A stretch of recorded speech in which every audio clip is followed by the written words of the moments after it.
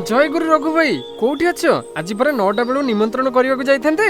अरे हाँ नटिया जाऊची जाऊची। भाई जल्दी आसुन एमती लेट कहीं करछ। सତରେ तम कथाबार्ता ठीक नहीं आउ। अरे हाँ मु परा एबे बाहरुची तमे समस्त को नहीं वीर मौसा घर पाखक आस है।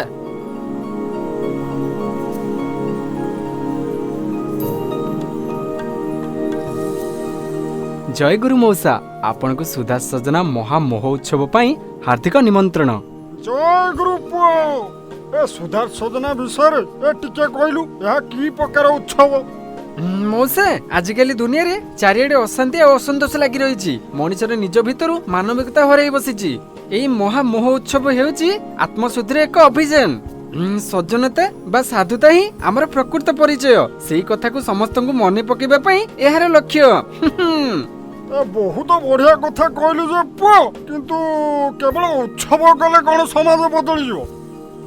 मौसा गोटे जलंता दीपरु ही हजार दीप जले। एही महा उत्सव रे भजन कीर्तन सदालोचना एवं सामूहिक समवेत प्रार्थना माध्यम रे आमे शुद्ध चिंताधारा ग्रहण करिवु। जेतेबेले आमे निजे शुद्ध होबा सेतेबेले जाय आमे निजे सुस्थ समाज गढ़िबा। एहा केवल एक धार्मिक कार्यक्रम नुहे, एहा चरित्र गठन एक महायज्ञ।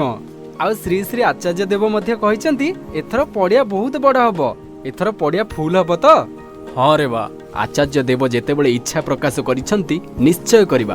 तेबे एथिरे समस्त जोग देबा उचित। आउ सब उपयोजना केंद्र और गाँवर पिला मानकु भी एथिरे शामिल करिबा। सेमाने भल संस्कार पाइबे।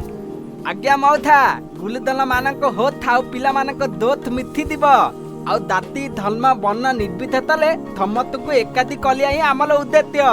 आ थमते थुद हुदले एकादी हेले ही थांती आथिय। आ आपन परिवार था नित्य आतिए लइली। निश्चय जीवा पुओ निश्चय जीवा। एमिति पवित्र काम को ए मना करंती नहीं।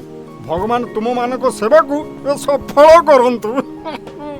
धन्यवाद मौसा। आसंतु समस्ते मिसी एही महा महोत्सव को सफल करिबा। फेब्रुआरी 8 तारिख रविवार बालीजात्रा पड़िया भुवनेश्वर। जय गुरु वंदे पुरुषोत्तम।